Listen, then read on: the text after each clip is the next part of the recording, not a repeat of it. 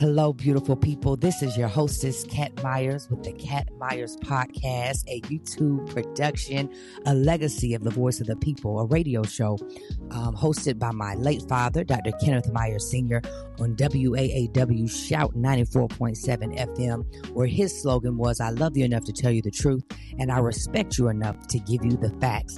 This show focuses on entertaining you, educating you, but most importantly, empowering you. We'll do that through thoughts, through opinions, through music.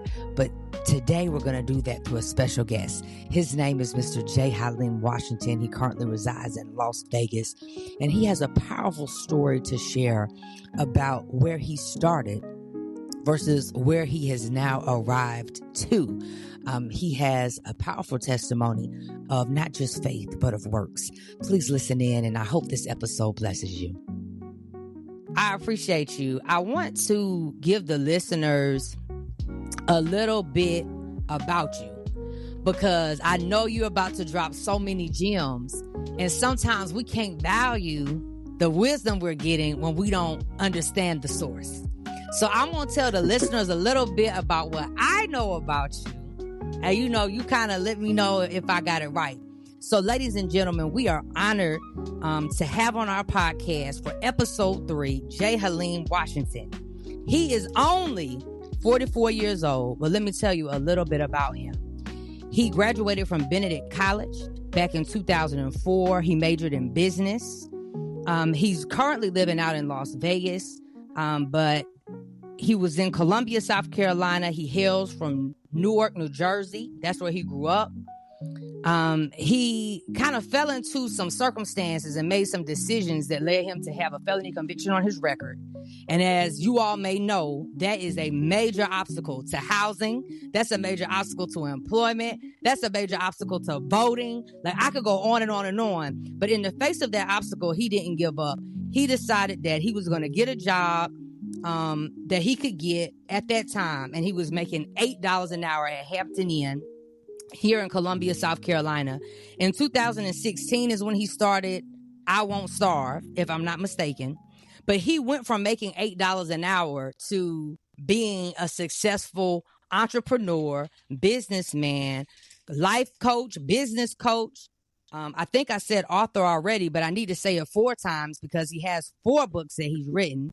He's a consultant. He is a husband. He is a father. He has a nonprofit called I Won't Starve Academy. He's an investor. He's a business owner. I could go on and on and on. He is a wealth of knowledge. He has such a positive outlook and positive personality on life. And I personally have so much respect for him and people like him because when he could have made excuses, he made a way. So, ladies and gentlemen, I want to introduce you to JHaleem Washington. Thank you. Thank you so much. You are welcome. It sounds like a lot of stuff. Yes. Did I leave anything out that you want me to include? No. I mean, everybody likes to put me in the life coach situation. I've never made money as a life coach. I never put myself out there as a life coach. I think I happen to be a life coach to a lot of people, but I've never said I was that. Yeah, they've been trying to push me into that. Some people want me to be a relationship expert. You should talk about relationships, all that. When I talked about being a comedian, we'll talk about that later on with me doing that. But you and I talked offline on that and where that came from. But yeah, so no, I'm happy with all of the things, those accomplishments. I don't do all that at one time, y'all. Well, good. And like I like to say, for the listeners listening to us, they need to put some respect on your name. And so with that being said, I definitely have some questions for you. I can't wait to hear your answer or your take on these questions. And my first question for you is the first question I have for every guest. And first, let me ask you this, though. Have you seen that movie Brown Sugar? Yeah. Okay, so Sydney's character, like she, interviewed hip hop artists for that magazine.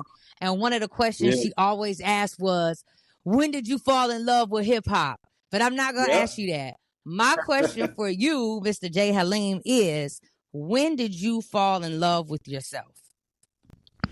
Oh, wow. Now, that's one of the most amazing questions anybody have ever asked me. Really? Ever. Yes. Really? Yes. Okay. That is the best. I've been interviewed probably close to 1,000 times. And that's Stop the it. best question somebody ever asked me. Stop. You gotta let me cry. No, I'm serious. That's the best question I was ever asked. Oh, Okay. man. I think I started to love myself in 2018. Mm. And I've been falling in love with myself ever since. Okay. I didn't want to cut you off because I got No, excited go when ahead. you said 2018, right? Mm-hmm. I just knew you was going to say after 2021 because 2021 is when you got from under that conviction over your head. But you were loving yourself even with the conviction. Oh yeah. Nah. That I learned how to live with that. This it's a whole lot easier for people these days, like because of people like me, because of other individuals that we've done the work and the advocacy for people with reentry and stuff like that. I mean, I had a bunch of convictions, they just wrap it in together. But I was young. Yeah, I was young, and my felony conviction was in 2003. So I sat for 18 Mm. years with that. But in South Carolina, they rope all your charges in. So I got weed charges coming off my West Carolina, I got conspiracy charges, I got other drug charges, I got all type of stuff going on, and I had to figure it out. I graduated the next year from college, and like, hey, they didn't give me no job. So I'm like, I'm not gonna sit here. I'm a hustler, been a hustler forever. So I went and created some other moves for myself and started doing business. I only took that $8 an hour job because I came back to South Carolina.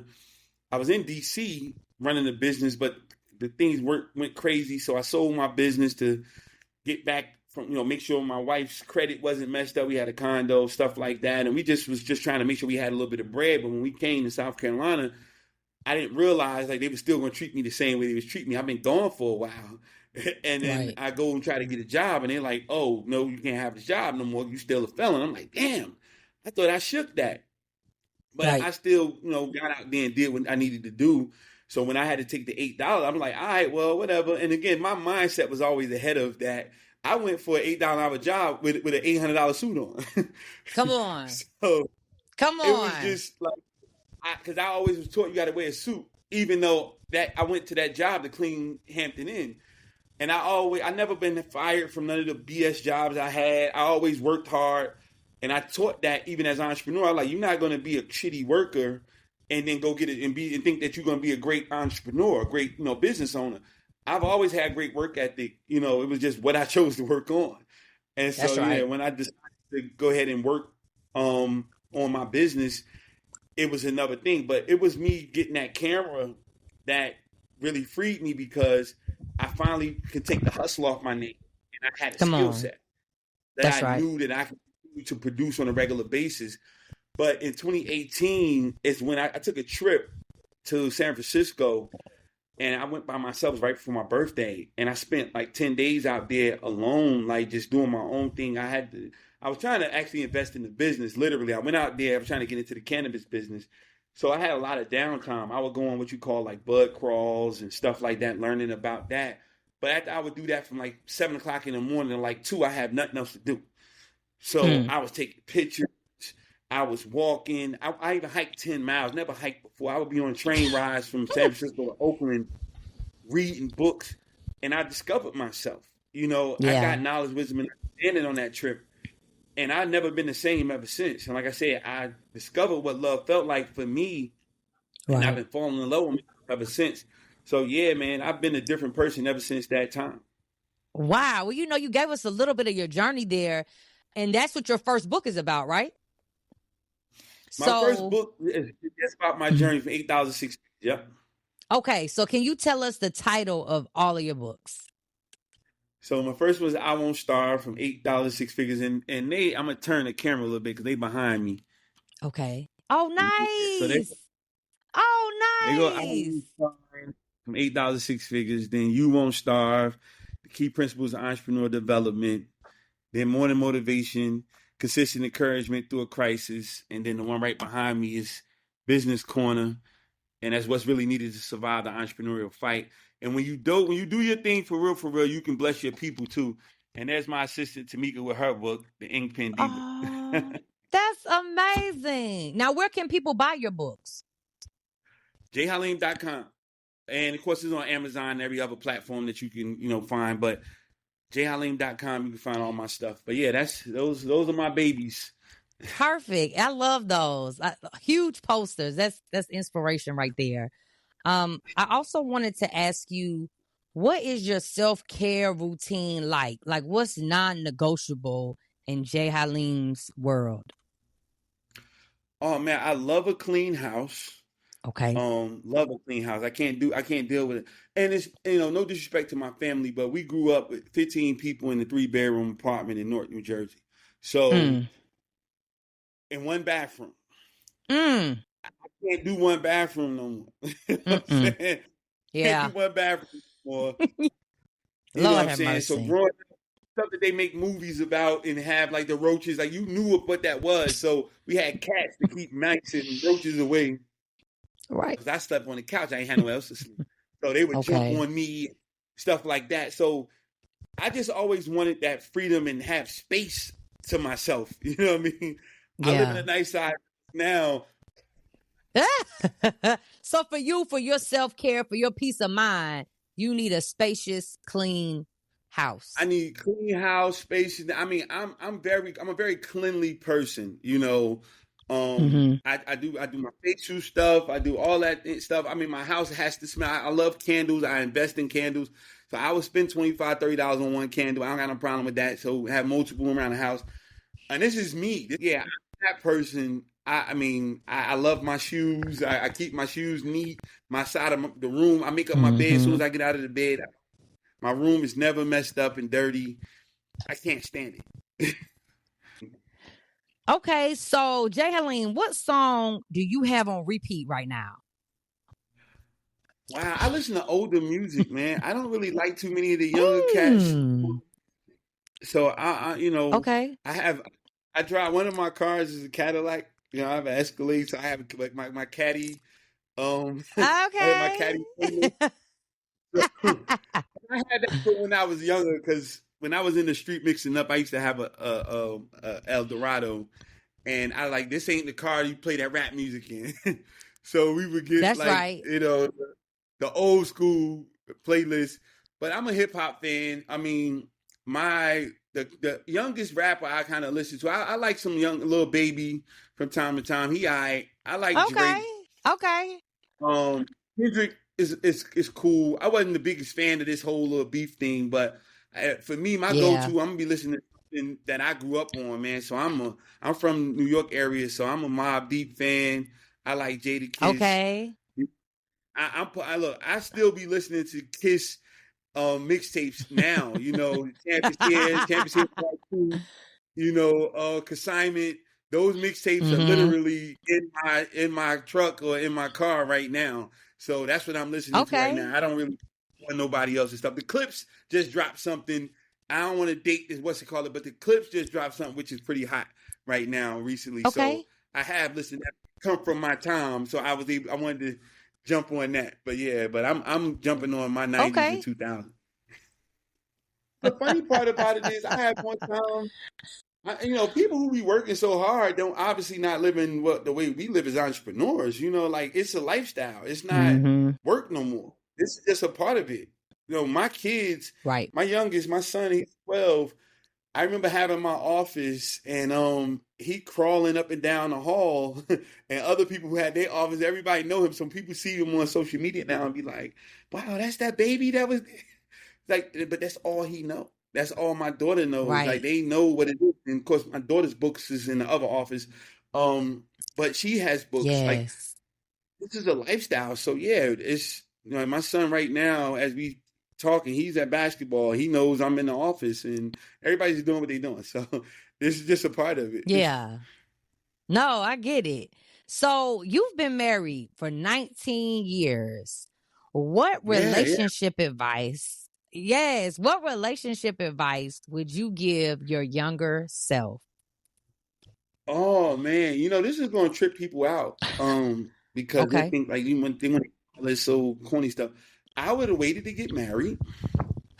I'd have got my shit together Okay. first. And so me telling him, yo, Jay, I got married at 25. I'd have waited to about 30. I would have figured out a way to get out of this felony scenario, try to figure it out, or like have a plan of what I was gonna do. And being perfectly honest, I would have never moved, and I would have kept my in-laws out of my business. Probably went to church either. So I went to church. Yeah, you did tell me a little something I do remember about, some discouraging experiences. And I get that. Yeah. But still, not even just, I'm not even on my personal experiences. It's like the majority of churches, you got some good churches out here, like in Columbia, I was talking about a good church. Like I had an amazing experience at Bible Way. And then I had a mega church that was in Maryland that was cool. Well, at least the pastor that I got cool with, he was cool. But the majority of these churches, they're teaching us about subservience, and they're teaching us about not growing and being who we need to be. It wasn't beneficial to my marriage, and we talking about relationships. It wasn't beneficial to my marriage at all. Yeah, let me throw this in. It's a theory I had and wanted to see if it aligns up with what you kind of experienced. For me, my religion needs to empower me. I need a lens that is empowering. I need scriptures that are empowering. And if anyone's teaching any kind of religion, for me, particularly as a woman, for me as a person of color, me being in the South, like me coming from an oppressed, enslaved past, I have to have a religion that empowers me. You're absolutely right. See, what people don't know about me is I also had another title. I was a deacon too at one point. And I know what? And I know the word. And I know the word.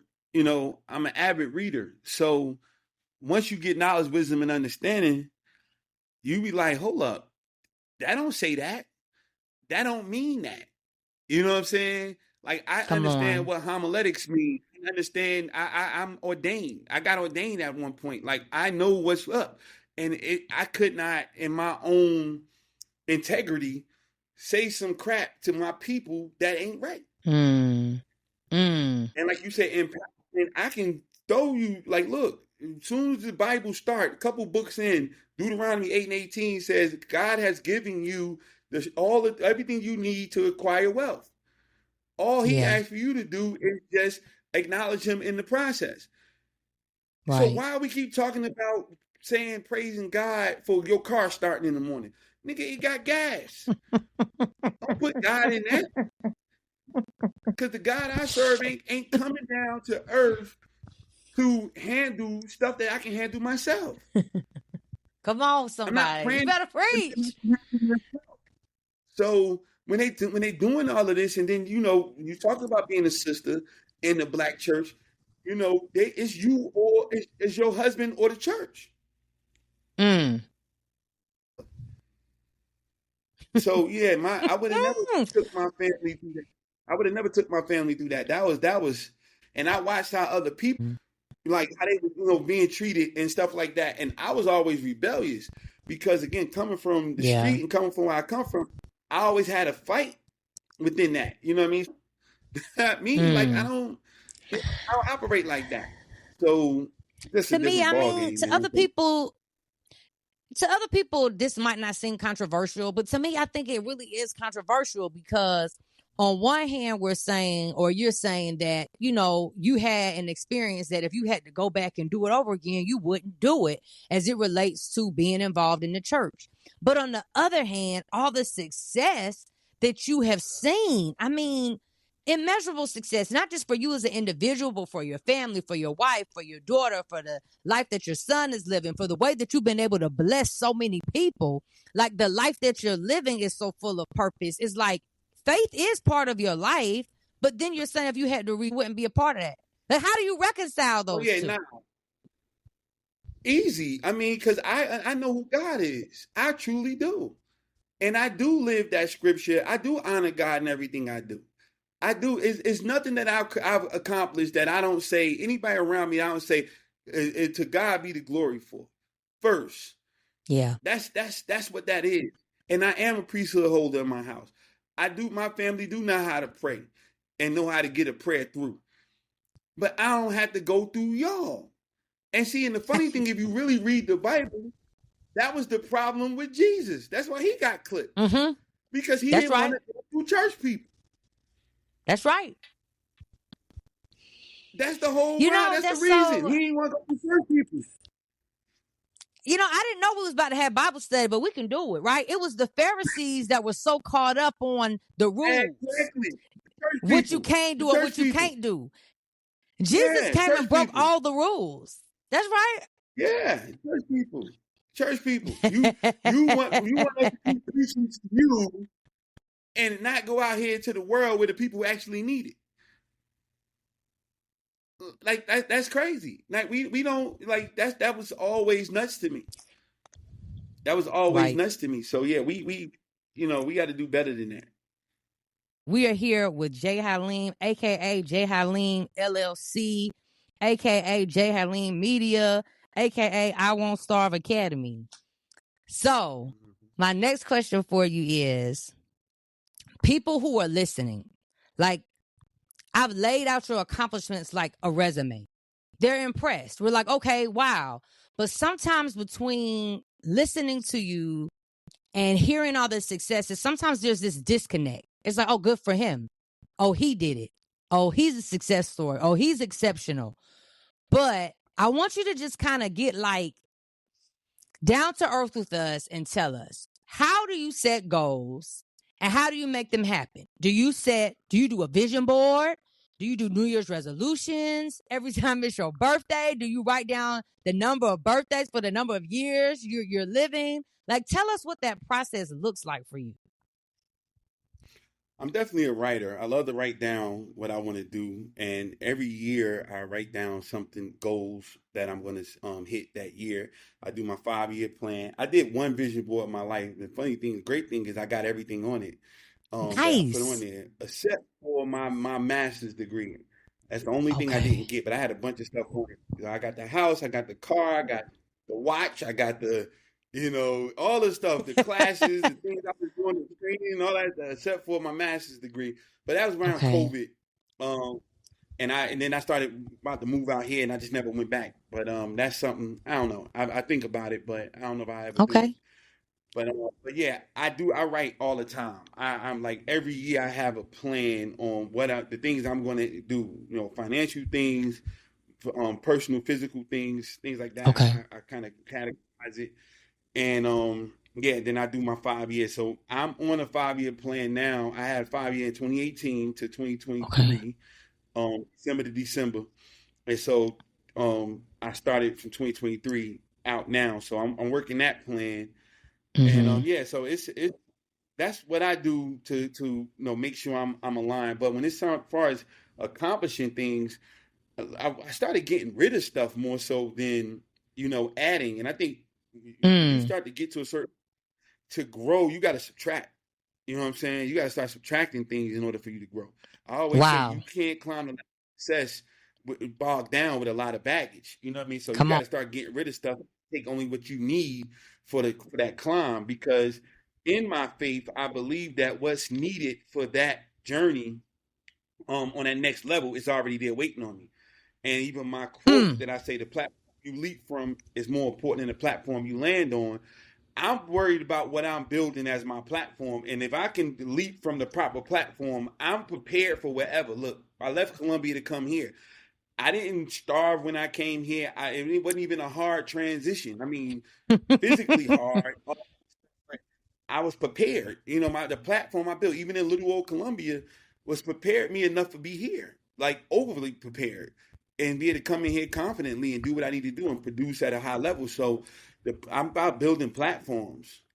Well, here's the thing, JHaleem. I mean, to you, it just probably sounds easy, but you didn't just write your 5-year plan and it just happened. I mean, do you look at this thing every day? Do you put action plans in your calendar? Like, how does it come to fruition? You don't just write it.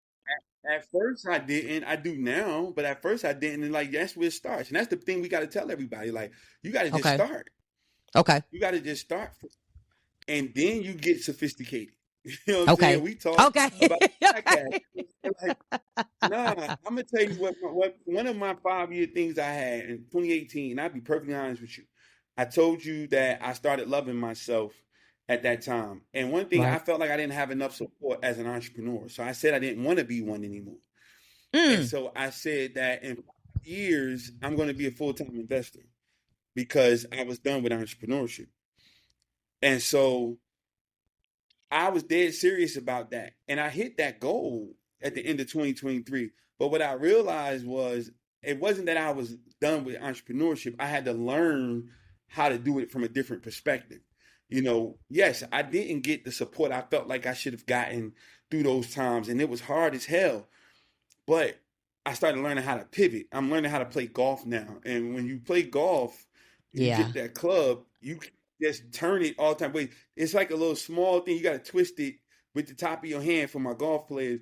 And it's the same thing with entrepreneurship. Like if you turn it a little bit, you get a better hit. You know what I'm Yeah. saying? And I was trying to get rid of the whole club. And it was like, no, like you got to protect those investments. So, and you got a wealth of knowledge. So me helping other people to the tune of 7,000 people coming through my teaching and my coaching, that has Wow. great helped me tremendously. And then also open up the door for people that's saying, okay, well, I got this business, but I'm having a hard time financially getting it. And I'm like, oh, they didn't help me, but I can help her. They didn't help me, Mm. but I can help him. And so that put Mm. me in a different situation. So all the stuff I was complaining about was actually molding me to do this phase of the business, of Right. my journey. So I'm not doing a lot of business where it's me doing the thing. I'm like, hey, I got friends or people that colleagues say, hey man, I'm really trying to get into this, and they're reaching out like, hey, you invest, right? And people are coming to me with their pitch deck and Mm. saying, hey, let's go ahead and do this, and now we can make something happen. So it's just Okay. it's just changed up, and I changed with it. It's Right. fluid. Like, all right, the thing that you need in entrepreneurship is flexibility. That's the number one trait you need, not passion. Okay. Not just the skill. What's it? You gotta be flexible because you draw that business plan to the bank. That's why they keep denying you because all this is straight line from zero to $1 million. And in real life, it's squiggly as hell. That's a squiggly Right. line. And Right. sometimes it comes back to the bottom and go up and then come back around. It do all of that. And you got to be flexible. If you want to be in this in entrepreneurship, you got to be willing to take it how it go. And that's Right. that's what I've been able to do. That's amazing. And I mean, I just know everybody that's listening to this is being inspired, maybe to try entrepreneurship, maybe to go back to entrepreneurship. I know COVID was hard on a lot of people. But I wanted to ask you, and I guess you can think of this in terms of entrepreneurship, but really in everything. I want to know for you, Haleem, when you experience self-doubt, when you experience fear, what do you do, say, or practice to empower yourself? Oh man, that's another amazing question. It ain't the best like that first Okay. one you gave me, but that's an It's amazing number two. question. No, it's not number two. I mean, I was not just blowing it up. Like you literally, that was the best question I've ever had asked it.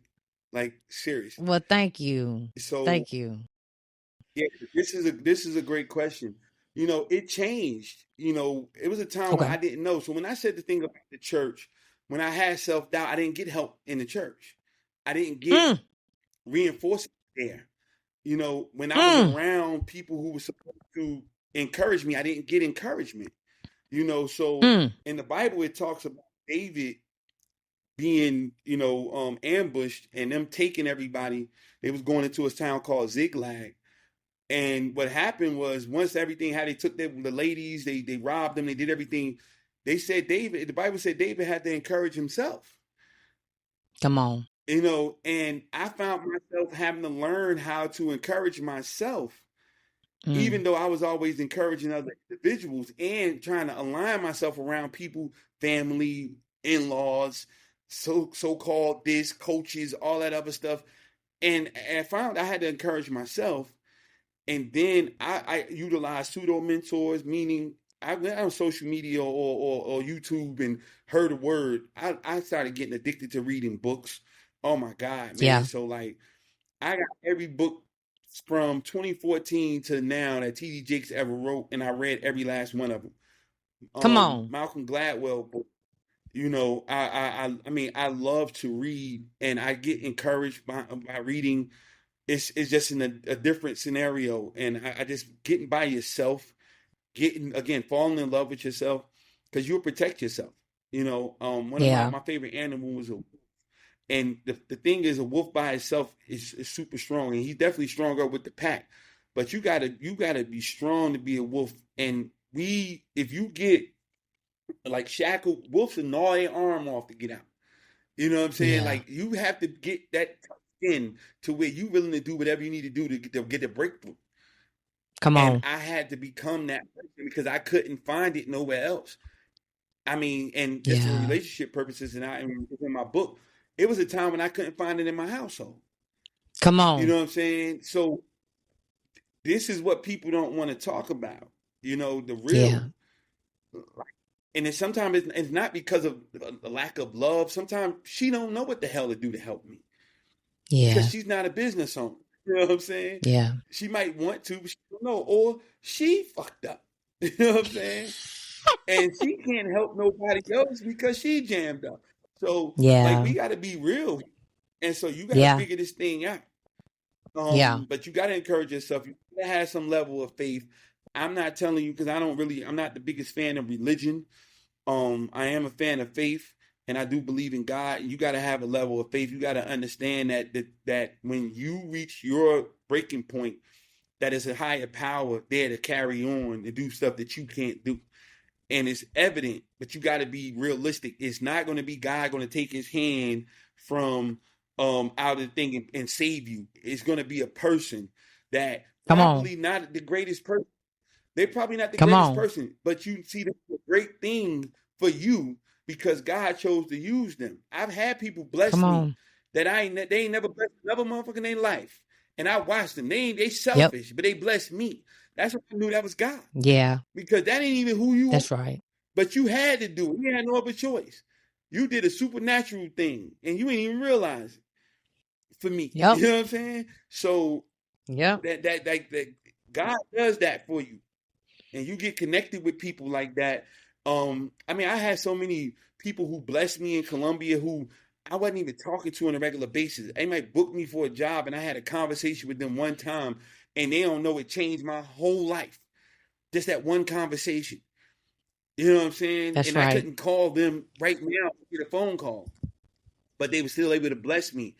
And I still showed love. You know what I'm saying? And I knew that was God because like they not my friends. They don't want to talk to me. I can't have dinner with them. That's right. But they told me something that I was able to take and run with it. That's right. Well, this has been another episode of the Cat Myers Show. And I wanted to share with you guys that we're listening today to JHaleem. And he reached out to me in 2021 and asked me to be a guest on his podcast. And he had no idea how messed up my life was at that point. And to get that invitation at that time truly blessed me, truly encouraged me, truly uplifted me. And so today to have this full circle moment where I'm able to ask him or he asked me, I can't remember, but I'm able to have him as a guest on my podcast is just so amazing. And I wanted to say that, you know, yay, I'm a fan of yours as well. You know, and before we started recording today, he shared some thoughts with me that have just blown me away. So I know that you all have been blessed, you know, on this episode because I've been blessed and I've been like halfway here and halfway thinking of all the ideas that he gave me before this show even started. And I can't wait to share those ideas with you guys soon.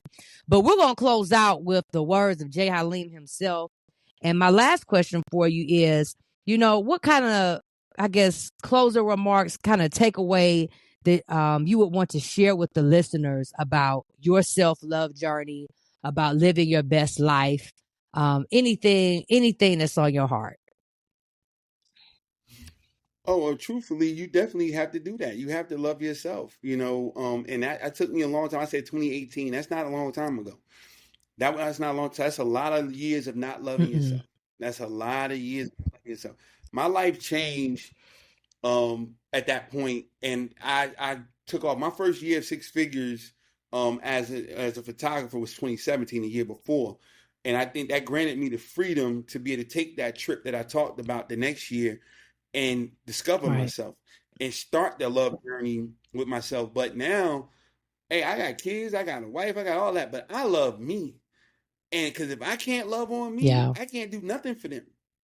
I even parents who like to tell you that crap about, oh, I'm sacrificing my kids. My kids, your kids don't want to see you sacrifice. They want to see you live. You know what I mean? Because all you're gonna do is say, like you told me something that touched me as a dad. Like you said, you're picking up where your dad left off. That's what I want. You saw your dad do a Yeah. thing. You know what I mean? Not people say I don't want to be like my mom and my dad because they ain't love them. They sacrificed for them and they didn't look. They didn't live. They didn't have fun. And hell no, I want to be you miserable. That's horrible.